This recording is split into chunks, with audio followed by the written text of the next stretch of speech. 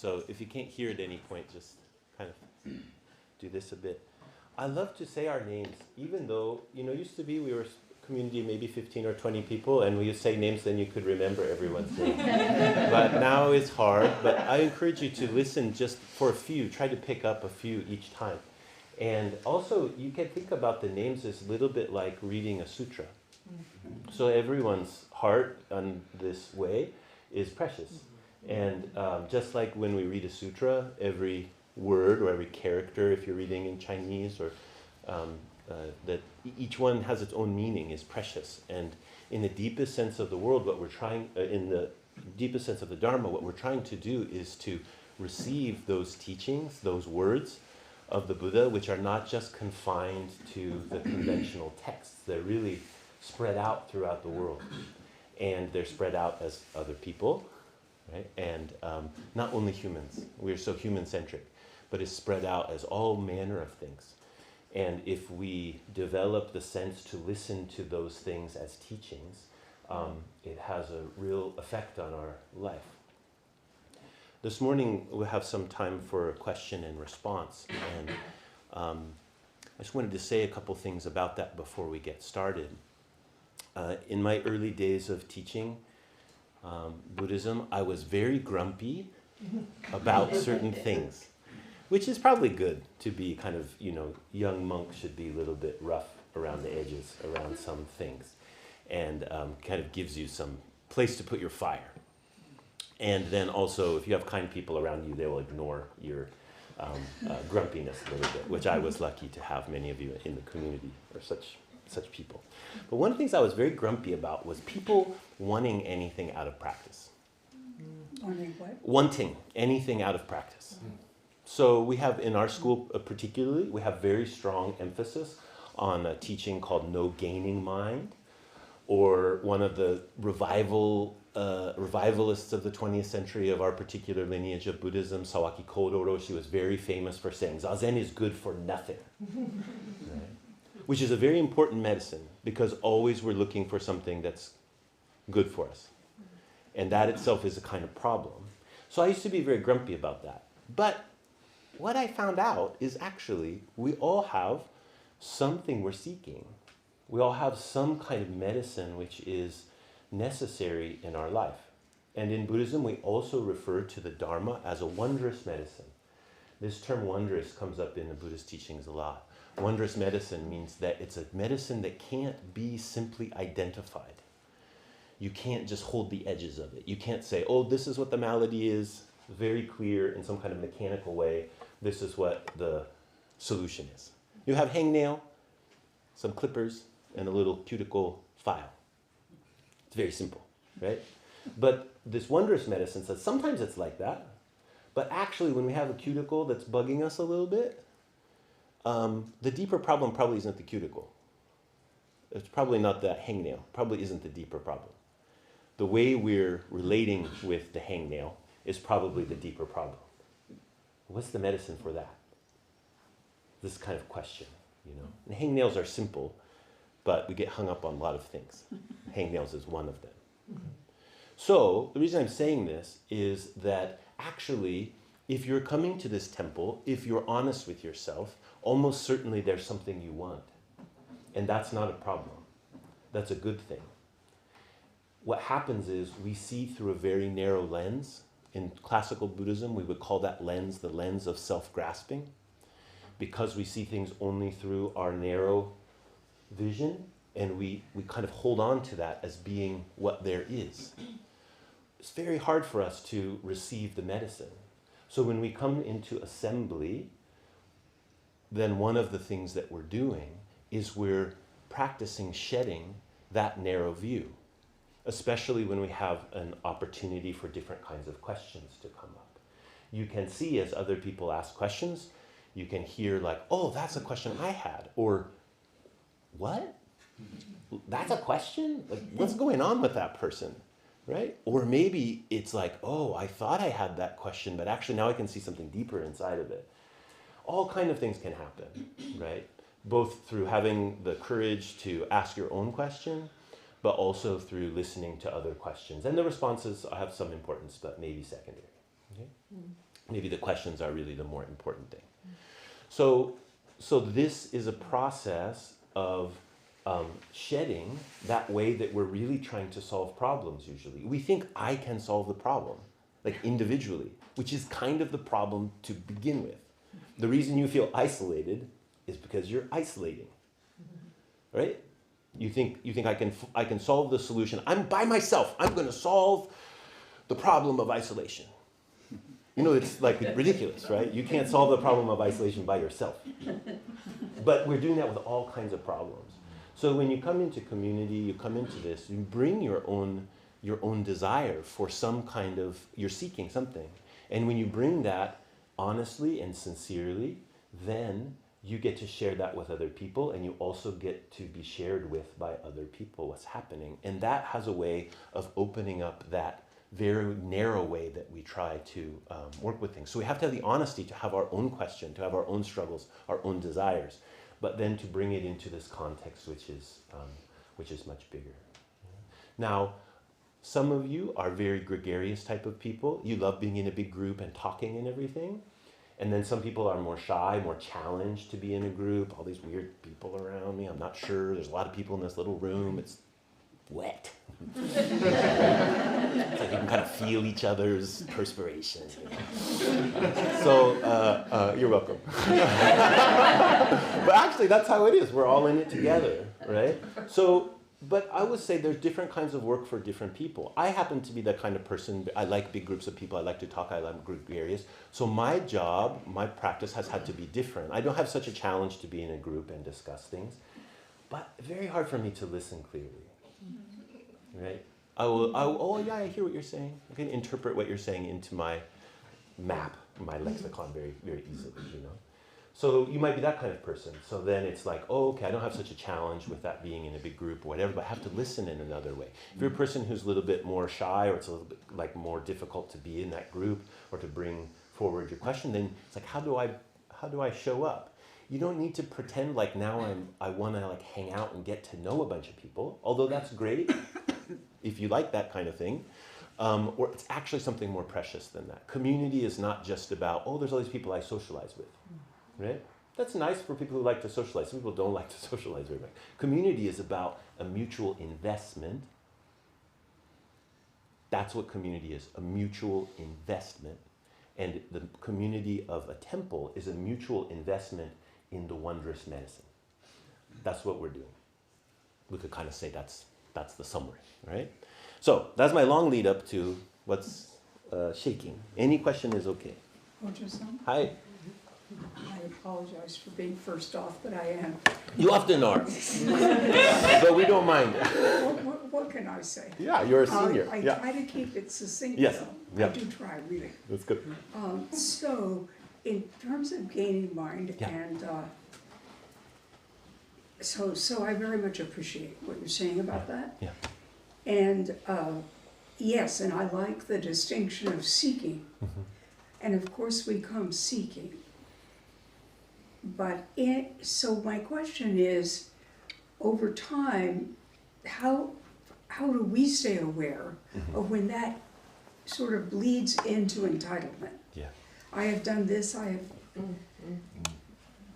and so that's my concern. Yeah. And I don't quite know how that boundary works and where it is and how it happens. Yes. Yeah. So what you're doing right now is a perfect teaching or example of how we have to work with that. You have to ask yourself, where's the boundary? And you have to ask yourself, what am I doing? What am I doing here? Am I just pushing my agenda forward? Not because that's necessarily bad for other people, it might be, it might not be, but because it actually cuts you off from the listening that you have to do if you want to receive the medicine. Right? If you're simply pushing forward your own idea about how things will get better for you, etc., then you don't listen. And the only way to receive the medicine is for that subtle doorway in your own being to open up, where you're actually going to listen. And that can happen very immediately in all kinds of situations, inside the temple and outside the temple. Because fundamentally that learning to listen is learning to listen that the teaching is everywhere. It's not just in the temple. But we got to come to the temple sometime for someone to say, hey, let me remind you, it's everywhere, right? If you don't have any place that says that, most of the world doesn't say that. It says, I'm the medicine, I'm the medicine, I'm the medicine. You know? So that kind of struggle which you're facing and that question, like, well, yeah, I do need to seek. I do need to bring my own desires forward. But when am I just pressing forward? That's the place of practice. That's the place to listen and say, very subtly, what am I doing? You can study this in meditation. If you have a practice of meditation, whether that's, you've been doing it for a long time or just started, whether you're doing long time or short time or whatever, notice how you might just kind of, I'm meditating now, right? Or, so that's kind of the bravado way that it looks. Or you might be like, oh, my life is so hard, I'm meditating now. Right? I'm sort of lampooning it, I get the feeling's important. But then you kind of are left in your own idea about what it is you're doing, and you can't really listen. You could kind of like turn over a difficulty that you have and kind of be in this pose, or you could be sort of feeling powerful, or any range of things. And that's all okay, but you have to open that door of listening. So that's why in our instructions for meditation, we're always saying, don't close your eyes, don't close your ears, don't close off your body. The 5 sense gates, 6 sense gates really, you open them up completely so that you're not just grinding something. Although you will do that, undoubtedly, probably every time you sit down. So then the practice is, okay. Thank you. I was wondering if you could speak on this practice of not getting mind. Sometimes we talk about there is no mind, and in my like a more practical sense, or maybe not more practical, but more personal. Sometimes I think about like maybe what's done is done, and you can't like fix that. But I'm wondering if you could speak more to this sort of a dichotomy of saying like, well, there is no senses and no mind, but we're sort of using, or maybe it's not, maybe I'm misinterpreting it, but I use it as a tool, right? I say like, well, what's done is done, but sometimes maybe you want to think about what could have happened different. And so I'm wondering, how do we use that sort of a tool to do this practice? Yeah. So let's take up the teaching of no mind, for example. No mind is a teaching that's in opposition to or in response to our belief that our mind is like a thing. Right? Mm-hmm. So if you just reflect in your own consciousness for a second and you say, oh, I have a mind, which is a very suspicious attitude, right? But we have it kind of naturally. Oh, this is me, and then here's my mind. But it doesn't take very long to look into that, to realize like, oh, I'm not sure it's mine. Or at least I don't exactly have control over it. I don't know where the edge of it is. If I look, I can't really find the edge, etc. So the teaching of no mind is in response to that kind of, what I was saying earlier, self-clinging, which gets a bad rap. Okay, when I say self-clinging, don't be like, oh, horribly, I'm self-clinging. It's just what it means to be a sentient being. Okay? We're kind of clinging to the sense of self. We kind of create the shape. And so if I look at my mind, I start seeing like, actually, it doesn't have the edges I thought it did. If I just spend a moment quietly, paying attention, I can't really hold my mind. It's alive. It's me, but it's alive, and it doesn't have an edge in the way that I thought it did. So when we say no mind, we're just saying, hey, we have to loosen up that kind of grip. Now that alone has a huge effect, especially on the kind of anxiousness so many of us are feeling these days, because we have that kind of edgelessness of the mind is itself very challenging. So we try to hold on a little tighter, because that edgelessness of the mind, we're like, whoa, I'm not sure I'm okay with that, right? And then there's all kinds of scary things happening in the world, and then it kind of gets confounded. So then we are putting the mind into something, some kind of worry or some kind of thing. So that itself is a real practice, just to sit and say, okay, I'm going to reflect or turn the light back, turn the consciousness back, and just pay attention to what's here. What am I aware of? and to see that there's not actually this kind of edge to my mind. And if we're settled in our physical posture, we're paying attention to our breath, a lot of things that click us back into this hold on mode can be paid attention to and unraveled a little bit. So it's sort of like, we say like, there is mind and there is no mind, Yeah. and like, sort of a sense we're trying to blur the line to not make it like a clear cut. Yeah. We can say there is mind and there isn't mind. We could say both. It's equally true. Mm-hmm. But it's not like half there is mind and half there isn't mind. Either we have to say there's mind or we say there's no mind. And the reason this is important is because actually what we call mind, my individual mind, is made up of all of the things that are, I think of, are not my mind. Right? So, like the whole cosmos, there's this doorway called my mind, in which the whole cosmos comes in through and out through constantly. So when I'm trying to grab onto that, of course it hurts a bit and it freaks me out because there's the everythingness of this is there. So when we say no mind, in a way we're saying everything is mind.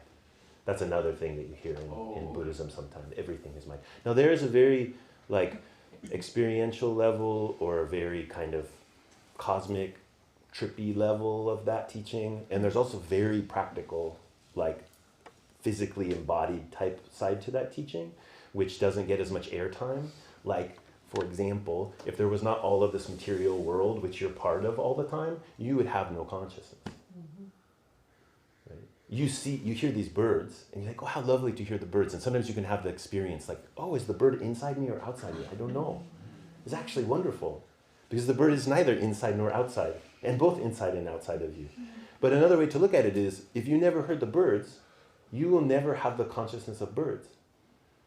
So you need this whole world to have that kind of mind, in a very practical sense. Mm-hmm. And you can even go to even more fun places, which I'll stop in a second because we could talk about this forever, is like gravity. Your whole life, your whole experience of everything is organized through gravity. But we don't think about it at all. The shape of our bodies, those same birds, the trees, everything is organized through this force of gravity. And if it were gravity to change in some way, probably we just wouldn't exist. If it was to change in a way that we still existed, our consciousness would be totally different. The way we related to things. What's up and down, for example, was a fundamental hierarchy of our consciousness. Is about up and down. But without gravity, couldn't be up and down. Right? So you can think about those things like if you need a little brain shock, and Buddhism has a lot of that, and it's good. It's kind of trippy, and it kind of go, whoa, and take you out of your way of thinking everything is just what it is. But there's this more direct practice of just facing that. And that's what we're doing in meditation, which can be challenging and also liberating. Someone from this side, yes, Liz. My question is, why the Lotus Sutra now? Mm-hmm. And the context of the question is a couple of things. Yeah. When you first introduced it several months ago, you mentioned we haven't taught it in 8 years or something like that. And I wasn't here for that, so I'm curious about that. Yeah. There's been a lot of questions from the Sangha about this moment in time. Yeah. And I'm curious about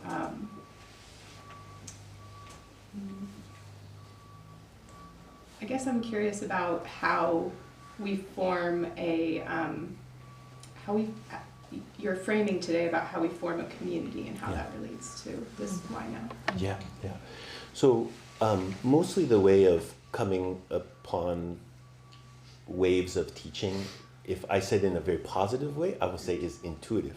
If I said in a negative way, kind of haphazard. It's kind of like what am I feeling is important, what some of the other teachers are feeling is important, or what's kind of coming out of the Sangha in some way, and just trying to have a feeling about that, a kind of match between this. And so Lotus Sutra, part of the history here of that is we were preparing to do a heavy study of the Lotus Sutra when our daughter became ill. And then we were going to have a mountain seat ceremony, which we had to cancel because of her illness and death. And that was a time of, we were leaning into the Lotus Sutra a lot. In fact, I sent a Lotus Sutra with her to the fire. And it wasn't that there was a pain that I didn't want to face, but it was like, it was time to let something else emerge. And then for me personally, and then I think I brought to the temple the emergence of Prajnaparamita. Prajnaparamita had come to our hall a number of years before that, but that became very strong for me individually. And that's what I wanted to teach about. And so that became really strong for the past, this was almost 8 years ago. So that became strong flavor. And then a couple years ago, I was feeling actually maybe 3-4 years ago, it's like, Lotus is kind of there, but it's not time yet. Lotus, it's not time yet. And then it was time. Yeah. And so I think that for a few reasons. One of the reasons is I have become convinced that the co-opting and suppression of our imagination is fundamental to the problems that humanity are now facing. So the suppression of and co-opting, devaluing of our capacity, our imaginative capacity. I didn't really understand that before. I always had a deep reverence for the more visionary type teachings, but I couldn't connect them back to the sort of ills of the community or myself. And so part of my journey over the past decade has been connecting with that more deeply. And so I felt ready to talk about that more and wanted to bring it more to the community. And this is one of the reasons Lotus Sutra is so challenging for Westerners at this time, although I really feel like there's a shift, is because, so I love The Lord of the Rings, the movies, okay? That's great. The whole sort of good and evil thing's a little suspicious, and, I just put that aside because I'm just watching a movie, right? But then I think, I'm really giving my imagination over to these industries. Why am I doing that? That actually, if my imagination is not active and valued, then I only know who I am through other people's imagination, which they're marketing to me, right? So I think that's part of the reason that it's so important. When we come to the kind of current moment, which is difficult for all kinds of reasons, the kind of dichotomy of our larger community of country and the world, in the way that we aren't really able to talk to each other, particular political things that are happening, which I think are very disruptive, and all of that kind of angst that goes along with that. I feel like we're not going to solve those problems within the framework of thinking about them that we currently have. It's just too narrow. And it's not only narrow, it's not alive, it's codified. It's a dead way of looking at the world.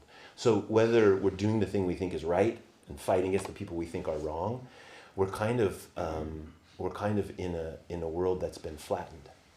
And not that I think there's nothing that needs to be done on all of those levels, politically, etc. I do, but I think what the Dharma, the medicine the Dharma has to offer us, is a reigniting of this innate faculty of our heart, which Buddhism has been a shepherd of for a very, very long time.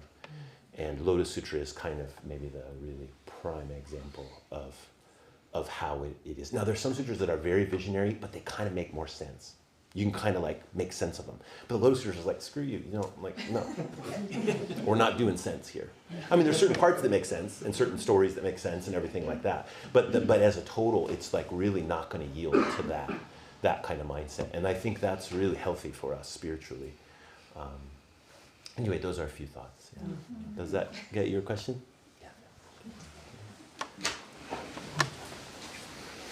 Ojo-san, I wonder if you could talk a little bit about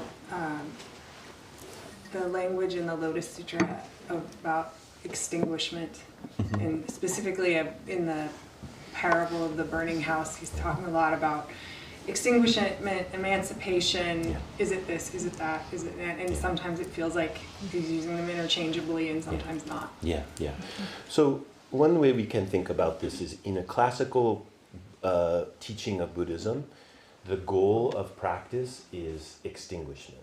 So like the terms like nirvana means like to blow out a flame, right? And in the traditional Buddhism, that would be thought of as the flame is like a flame of desire.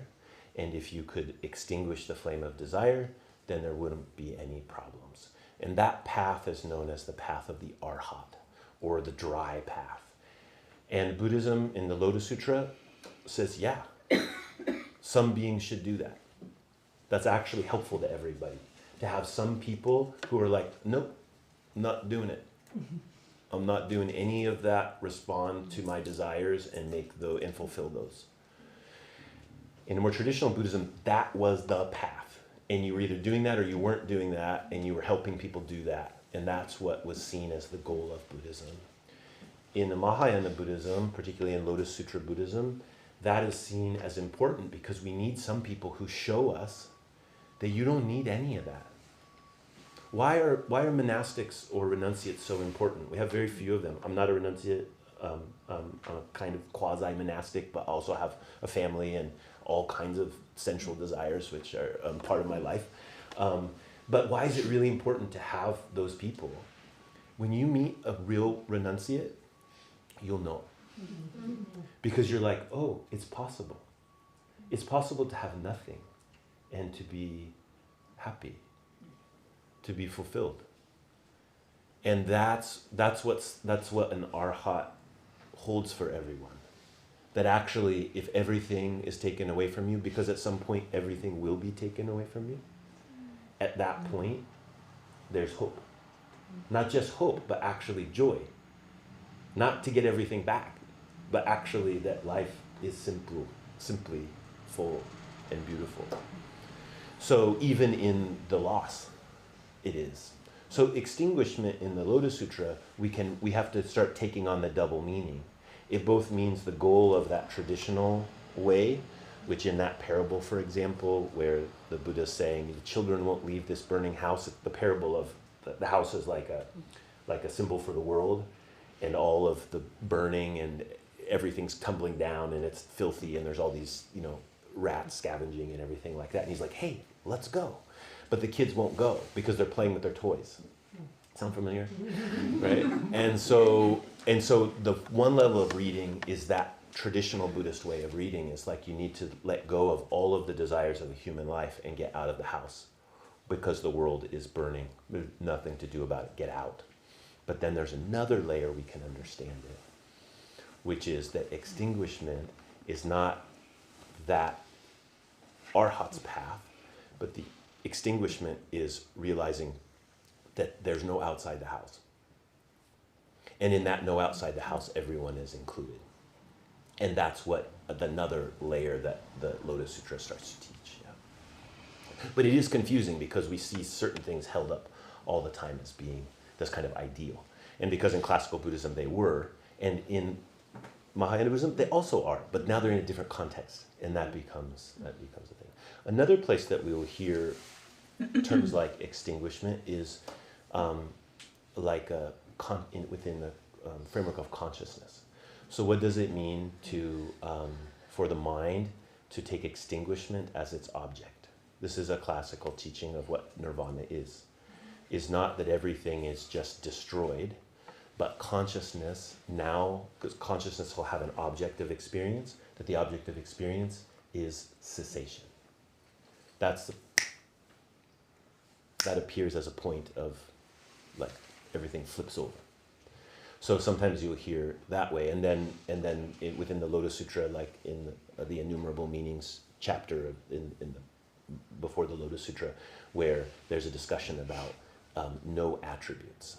and that the no attributes doesn't even take attributelessness as its attribute. That area right there, don't think about that too hard, or think about it really hard until your head explodes. That's also good. That's a good avenue. But but that place is really important because that has to do with this teaching of extinguishment. It's not, in this case, extinguishment doesn't mean that the lack of attributes means that there's nothing. It means that the no attributes is not in opposition to attributes. Therefore, no attributes is the wellspring of all attributes. That kind of way of thinking. Yeah. So that's also very tied into what the extinguishment is trying to teach us about. If that whole part I just talked about just seemed like I have no idea what he's saying, there's no problem. Yeah. If you're interested, there's a lot of ways to study that. If you're more philosophically inclined, which GK is, and so that's why I'm talking with her in that way. There's a lot of ways to study that, and Buddhism. If you like the kind of philosophical tradition, I had a friend who used to call it chocolate for the mind. Is really I'm biased, obviously, but it's very sublime. The level of analysis, philosophical analysis of things. So that's one of the avenues, but it's only one. You don't have to. I always feel like I have to say that because people think, oh, if I don't get super philosophical about it, I can't study. Actually, probably the highest level, practitioners are like, what? Yeah, they're just bowing. That's it. So I have a little ways to work. I have more thoughts to work off. Mm-hmm. Just a follow-up question about the attributelessness. Yeah. A lot of it sounds like teachings of emptiness. Mm-hmm. Is there a distinction between emptiness and attributelessness? Mm-hmm. Yeah. So it gets a little bit into kind of semantics or how are we using different words, but that's also where the juice is. So one way we can talk about emptiness, or the way we typically talk about emptiness, is that it's not in any way talking about a lack of anything. So emptiness probably corresponds more to the more full phrase, which is the no attribute which does not even take attributelessness as its attribute. That's probably better to correspond with emptiness, because emptiness is form is emptiness. That's the core teaching. So it doesn't mean like there's emptiness and there's form and they're the same thing. It's saying that whatever we call emptiness, or whatever we call the totality, or we call the dark, or we call the realm of the unseen, all of those things, all of those words that we use always have the correspondent quality to it, which is the seen world, or is the world of attributes, or is the world of grasses and trees and all of those things. So that's usually the way emptiness is pointing to something. Now when we think about attributes particularly, the characteristics of things, then we say, well, how are we going to work with those? Because I'm meeting these attributes all the time. I'm meeting things, I mean situations. What do I do with that? I can't just destroy them, because that would just be destruction. But I also can't just buy into them. And that's where that kind of question comes. Yeah. We're going to go into that quite a bit more on Thursday night. So if you're kind of, that avenue is interesting to you, then please come Thursday. Go into more. Uh-huh. So speaking of the Lotus Sutra, the bit about fame seeker who Mm-hmm. did the right things for the wrong reasons Mm-hmm. wound up being Manjushri? Maitreya. Maitreya? Yeah, the next Buddha, Yeah. our salvation. So that was kind of encouraging. Because there are times when I don't feel like being generous, but I do it anyway because I'm supposed to. Yeah. Can you talk a little bit about that path between faking it until you make it? Yeah. I fake it till you make it. That's, there's a big healthy swath of Buddhist teaching that is that.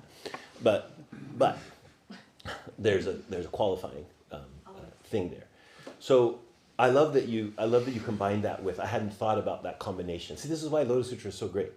I hadn't really thought about that combination, like fame seeker who's doing the right thing for the wrong reasons and then becomes our salvation. Really, that's what happens. So there's a story, and then Manjushri's telling this long story about how we all got here, and then he's at the end of the story, he tells all these wonderful things about all these wonderful beings. And he says, "Oh, by the way, Maitreya, you were this loser bodhisattva who was always doing stuff, but you were always doing it because you wanted to be famous, you know, or you wanted everyone to celebrate you and, you know, think you were great or whatever."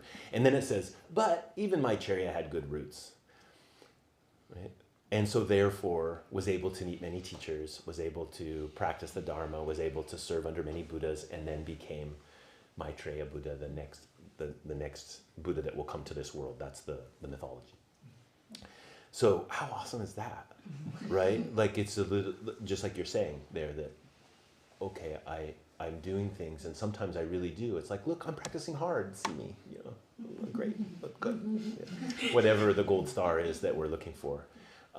And this is not essentially a problem, but it's not essentially a problem when we can recognize it. And that's what Maitreya must have learned under serving underneath those many bodhisattvas and Buddhas, that they were willing to accept him even though his efforts were skewed a little bit. Right? But in his skewed efforts, he could wake up to the ways in which they're skewed, and then they could be transformed. So if we are afraid to just try to do the thing because we think we're going to do it wrong, there's never any transformation. So we should just do it. The thing that sounds true to us. Be generous. And then you just like, okay, you give this big gift. And then someone's like, oh, great. And we're like, aren't you going to thank me? I gave you that gift.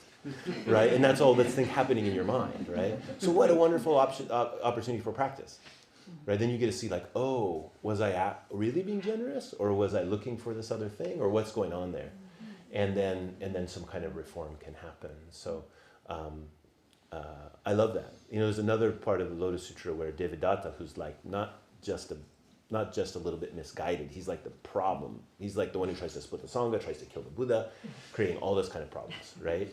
And then the Buddha, in one of this most fantastic episodes in the sutra, he gives Devadatta his prediction of Buddhahood. He says, Devadatta, you too will be a Buddha.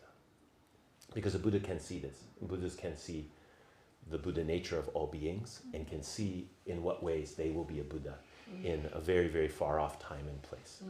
So he says to Devadatta, you will be a Buddha too. Actually, you're doing the practice that you need to do right now, which is being a jerk.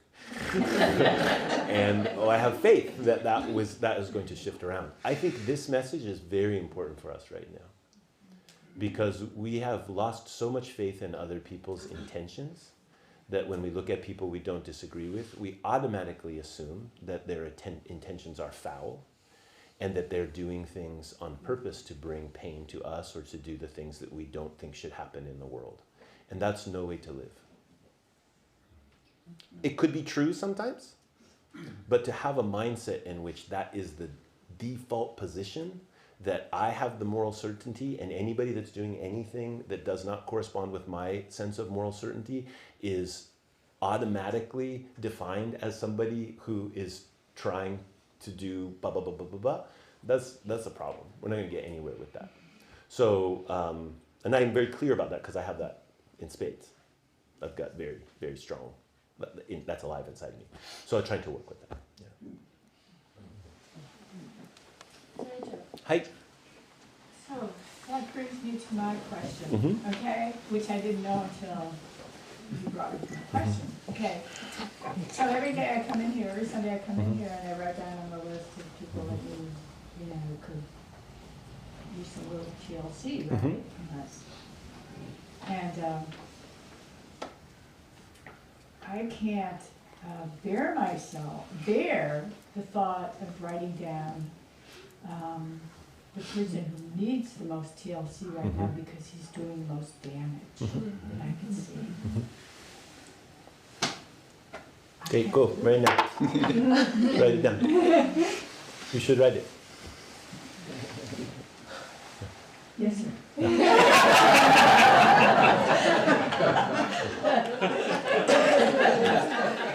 It's right here, it's here, yeah. What's the chicken? Emptiness teaching. Emptiness teaching, yeah, yeah. Yeah. I'm sorry, you guys. No, just so you know, it's not the first time for President Trump or many other leaders, political leaders and otherwise, who have had their name on the merit list, and people who are in a very difficult place. So this is not just like a joke. This whole week, every day, in the morning sutras, we will chant this, and we will dedicate the merit to. I'm assuming you wrote President Trump. I'm adding last. Okay, great. Yeah, yeah. So this practice is, if you are brave enough, I would encourage you, if you are dismayed by this situation, to very seriously take up the practice of making some merit in Buddhism. That's not hard to do. You make an offering. It could be an offering of incense, offering of teachings. It could be some fruit. It could be piling up a little pile of rocks and bowing to them as the sacred shrine that is there just for a moment. And in Buddhism, we say that creates merit. Merit isn't actually a thing, just like mind isn't a thing, but merit is the place in which our divisive heart is released. And so we say that that can be dedicated, which means as we release the divisiveness of our own heart, that has a force in the world, which can also release the divisiveness of other beings' hearts. And to actually care about people that you think are creating harm, or are creating harm, this is not just like some kind of new age way to deal with our whatever. This is foundational to the Buddhist path. This is what Buddhists have been doing since the get-go. Is saying that we don't throw anybody off the bus or out of the boat, but that everyone is included. That does not mean we have to support them. It doesn't mean that we have to make up some argument about why what they're doing is okay. It doesn't mean that we might not meet them on the battlefield. That's very important. Right? But it means that you actually don't get to cultivate your individual salvation apart from theirs. That just doesn't exist, right? And so, so that kind of way that we take that very seriously within a temple sometimes also limits some of the other kinds of things that we might, that people think would be good for us to do, like taking particular political stand or something like that. It's not that that's always impossible, but it so easily cuts against this fundamental practice. And we can take political stands all over the place. We're part of all kinds of communities and ourselves individually in which we could take political stands. So we also need a place where we say, look, we're going to be careful about that in the kind of extreme sense, so this other kind of work can happen.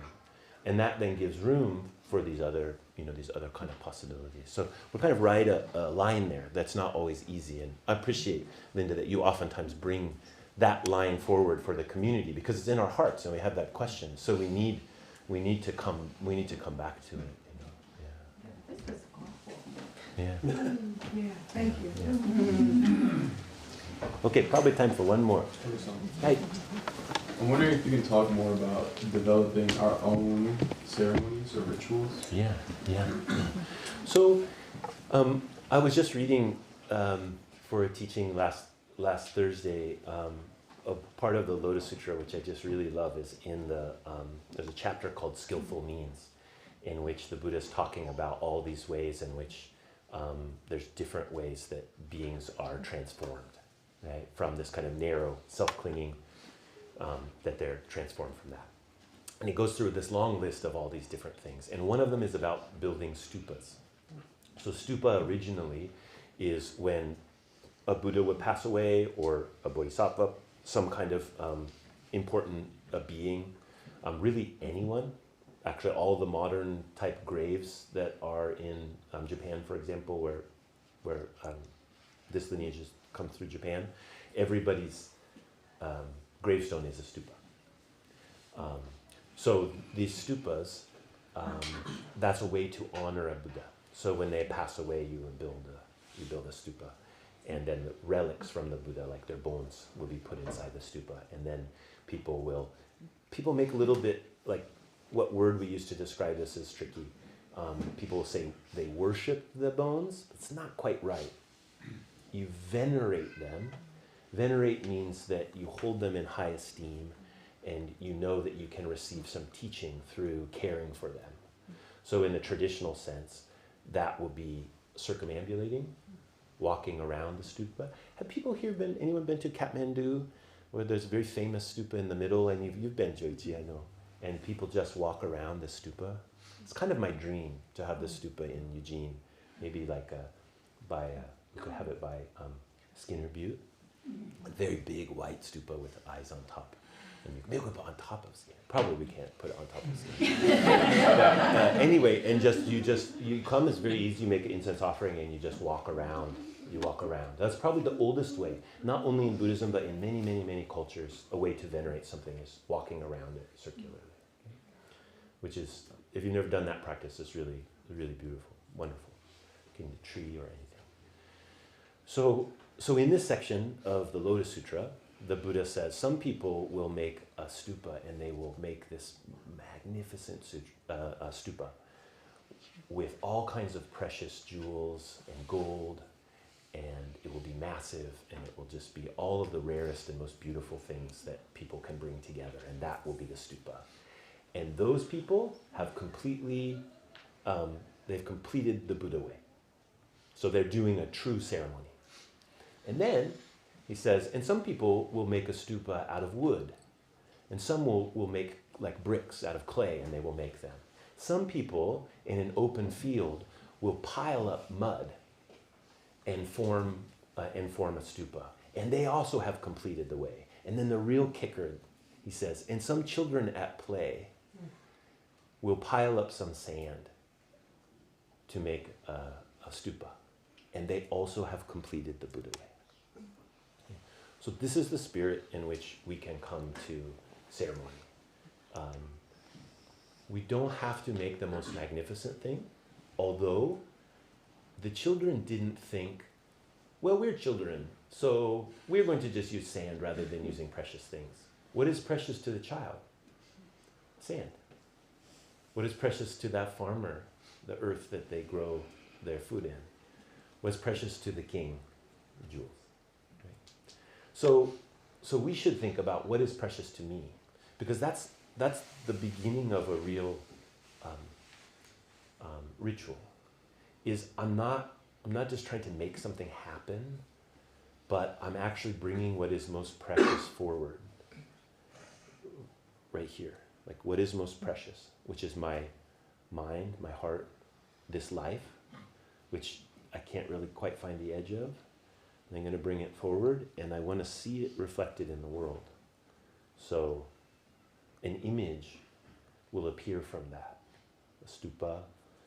The next part of that part in the sutra, talk about people who paint Buddhas. Same thing.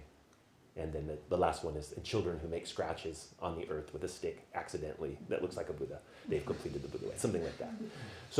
But it's about what is precious to you.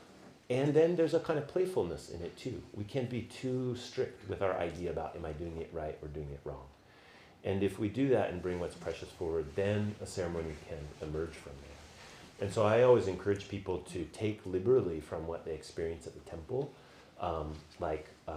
and just enact it in a very simple, straightforward way that makes sense to you. If you're a person who likes more form, you want kind of a way to do it, then you can ask me or one of the teachers, and they'll tell you, okay, put the flowers on the side, candle on the side, put the image here, let this, chant this, blah, blah, blah, blah. So there's those kind of things which you can learn about. If you come across a recitation which resonates for you, really embrace it and let it embrace you. That could be something short or long. If it's long, you don't have to recite the whole thing every time. You could recite a shorter part of it, and just so you can it helps you memorize it, and just say it over and over. But the recitation is something we've lost a lot of that practice now. We read a lot, especially from screens, but we don't recite, which used to be a really fundamental quality of language. So I'd like encourage people to read out loud. Like if there's a sutra that you're studying, you're like, just, there's thing to read it and try to understand it, but also just recite it is really good. But if there's a part and you bring that to the ritual, you recite it. And then for it to be a Buddhist ritual, at the Mahayana Buddhist ritual especially, at the end, we always dedicate the merit. And so what you say is, we dedicate the merit of this recitation, this offering, this practice, whatever it is, to, and then if you don't know who to give it to, just say all beings. Right? So that's why you hear in the rituals at the temple, usually we're ending, it will say, may we together with all beings realize the Buddha way. So that's a kind of universal dedication we can use all the time. In a very strict sense, after every time you sit meditation, you are making a stupa with your body and mind and breath. It's best to dedicate the merit. We don't, in our school, that's not taught so much, but now I'm teaching. That when you sit meditation, actually is in many ways not for you. It's for all beings, which includes you. And that's the quality of it. So, I remember, I have this very fond memory when I was one of those kind of kids that would have probably piled up the sand to make a stupa. I feel really lucky for that. I'm not sure why.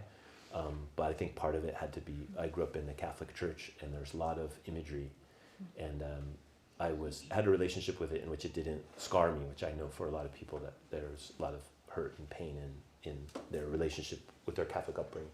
But a lot of people not. I'm one of those people. And so I was always kind of piling things up. I have this very fond memory of going through Ashland. When I was a boy, we were traveling somewhere. We see my uncle in California, and we stopped there. People have been to Ashland before? You know Lithia Park?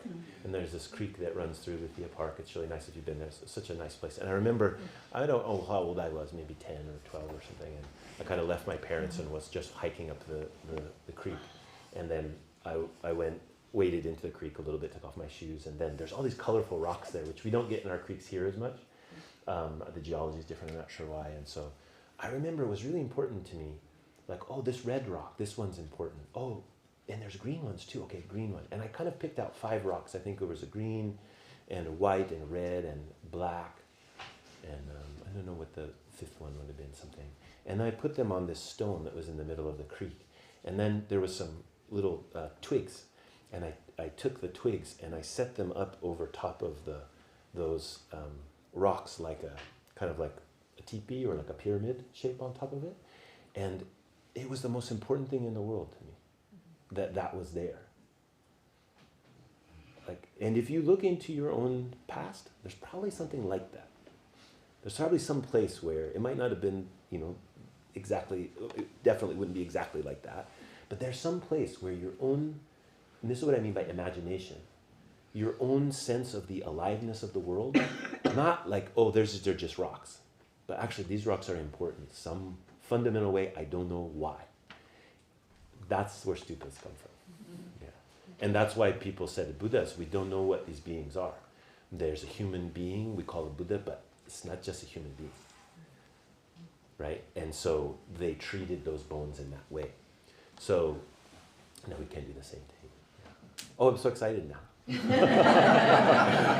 And we live in a place where this is really, I think probably any place this is possible and beautiful in its own way. But boy, I don't think much better place than the southern Willamette Valley if you can find your way through the hazelnut pollen haze. Then you'll find some rocks. Yeah. Okay. So we have some coffee?